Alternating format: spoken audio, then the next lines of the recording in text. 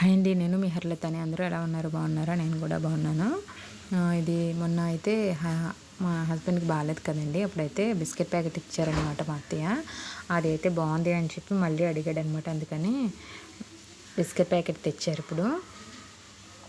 అది కావాలి అని అడిగాడు, అందుకని తీసుకొచ్చారనమాట. అలాగే పొనగంటి కూర అంటారు కదండి, పొనగంటి కూర అది కూడా చేసి ఇచ్చారనమాట. ఈ టైంలో తింటే మంచిదంట, అందుకని మా అత్తయ్య పొనగంటి కూర అయితే చేసుకొని ఇచ్చారు. ఇంకా తర్వాత అయితే మార్నింగ్ డాడీ కూడా వచ్చారండి. ఇంకా డాడీ పాలు తీసుకొచ్చారనమాట. పాలు తీసుకొచ్చారు అని అంటే ఇంక పాలు ఒకటే తీసుకురారండి, పాలతో పాటు ఇంకేదో ఒకటి తీసుకొస్తూనే ఉంటున్నారు. అలాగా మళ్ళీ కొన్ని ములంకాయలు తీసుకొచ్చారు.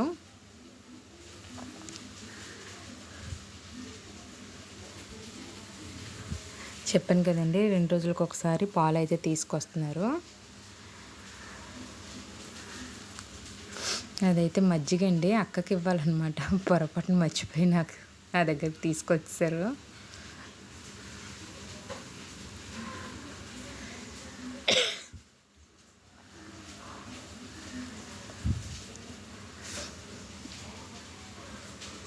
ఇక్కడ అక్కకి స్కూల్లో ఫంక్షన్ అయిందనమాట. స్కూల్లో ఎవరిదో ఫంక్షన్ అయిందంట. వాళ్ళైతే ఇలాగ స్వీట్ ఇచ్చారని, చిలకలు ఉంటాయి కదండి, పంచదార చిలకలను ఒక మైసూర్ పాక్ అయితే తెచ్చి ఇచ్చారనమాట.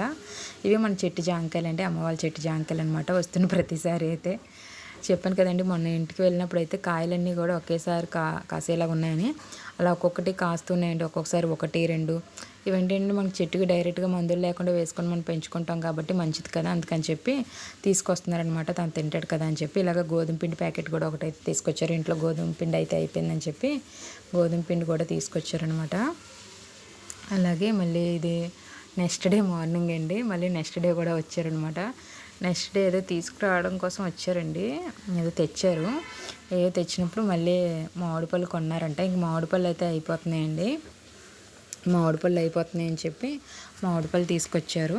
అలాగే కొన్ని ఆనియన్స్, అలాగే టమాటోస్ కూడా తీసుకొచ్చారు.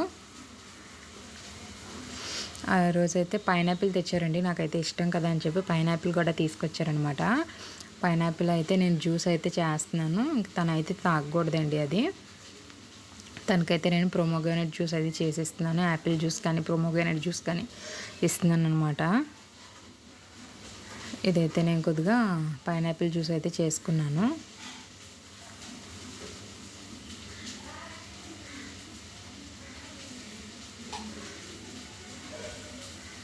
చిన్నప్పుడు కూడా ఎక్కువగా అయితే పైనాపిల్ జ్యూస్ అయితే బాగా తాగేదాన్ని అండి. ఎప్పుడైనా జ్యూస్ షాప్కి వెళ్ళినప్పుడు జ్యూస్ తాగాలి అని అనుకుంటే మ్యాక్సిమం ఎప్పుడు కూడా పైనాపిల్ జ్యూసే తాగేదాన్ని. తర్వాత అలా కొంచెం పెద్దదాని అయిన తర్వాత ఏమో పైనాపిల్ బదులు గ్రేప్ జ్యూస్ అనేది తాగేదాన్ని అనమాట. అది మనకి బ్లడ్ కూడా బాగా చేరుతుంది కదా అని చెప్పి బ్లాక్ గ్రేప్స్ ఉంటాయి కదా, అవి అయితే తాగేదాన్ని. కానీ అప్పుడప్పుడు కూడా ఎక్కువగా అయితే మ్యాక్సిమము పైనాపిల్ జ్యూస్ తాగేదాన్ని. పైనాపిల్ కూడా మనకి హెల్త్కి అనేది చాలా మంచిదేనండి. కడుపులో ఏమైనా నులుపురుగులు అవి ఏమైనా ఉన్నా సరే మనకి పోతాయి. అందులో ఫైబర్ కంటెంట్ కూడా మనకి బాగా ఎక్కువగా ఉంటుంది. కానీ హెల్త్ కొద్దిగా ఇబ్బందిగా ఉన్న వాళ్ళు ఏంటంటే తినకూడదు అని అంటారనమాట.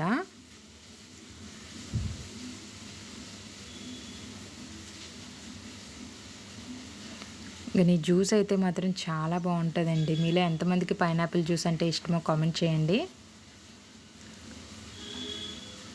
ఇంకా ఇది అయితే కొద్దిసేపు ఫ్రిడ్జ్లో పెట్టుకొని తాగాను అనమాట. కొద్దిగా అయితే అత్తయ్య వాళ్ళకి ఇచ్చేసి మిగతాది అయితే నేను ఫ్రిడ్జ్లో డబ్బాలో వేసుకొని స్టోర్ చేసుకున్నాను.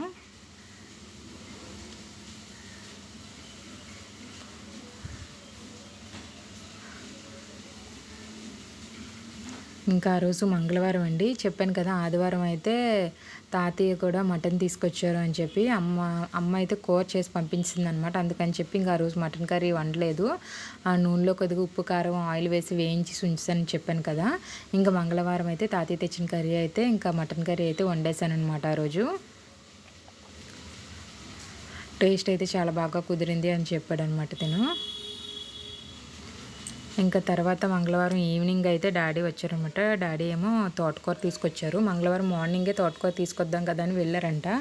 కానీ బాగోలేదు, ముదిరిపోయి ఉన్నాయి, అసలు పాడైపోయినట్టుగా ఉన్నాయమ్మా, అసలు బాగాలేదు, మళ్ళీ నేను సాయంత్రం వస్తానని చెప్పి మళ్ళీ అదే రోజు మళ్ళీ సాయంత్రం తోటకూర అయితే తీసుకొని వచ్చారు.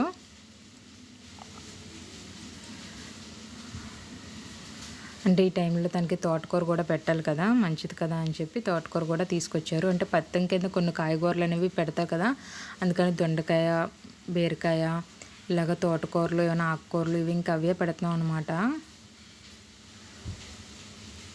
ఇక్కడైతే క్లీన్ చేసేస్తున్నాను ఇంకా తోటకూరని.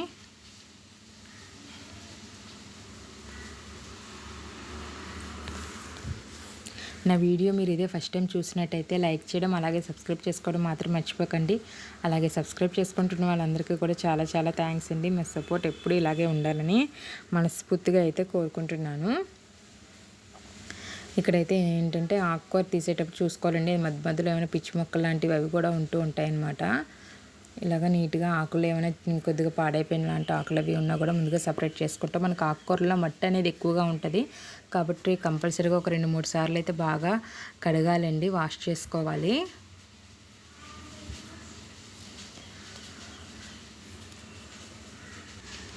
తోటకూర అయితే చాలాసార్లు వేసాం కానండి అంతగా రాలేదనమాట.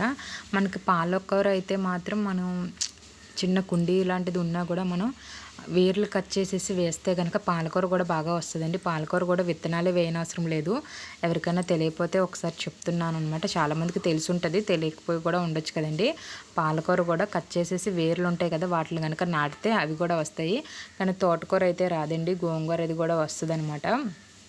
తోటకూర విత్తనాలు వేసినా కూడా అంతగా మనకి సరిగ్గా రాదు. కానీ మనకి తోటకూర తినడం కూడా చాలా మంచిది కదండి.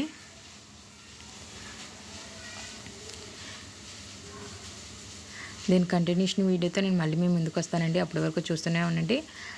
Thank you for watching. Hari